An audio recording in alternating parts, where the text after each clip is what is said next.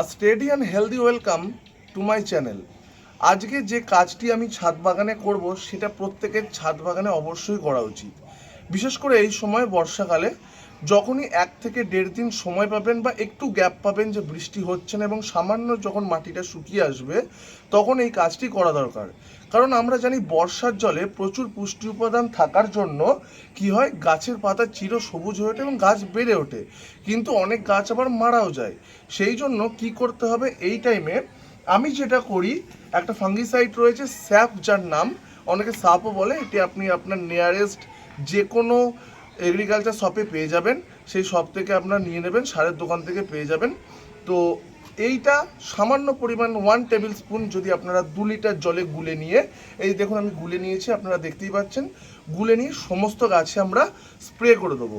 সমস্ত গাছে যখন আমরা স্প্রে করে দেবো তাহলে অন্তত 10 থেকে 15 দিন আর কোনো চিন্তা করতে হবে না। যে এইভাবে আপনারা স্প্রে করে দেবেন, তাহলে কি হবে, গাছে যে ফাঙ্গাল ইনফেকশন হওয়ার যে ভয়টা, বিশেষ করে বাগান বিলাসে যে ফাঙ্গাল ইনফেকশন হওয়ার ভয়টা, সেই ভয়টা থাকবে না।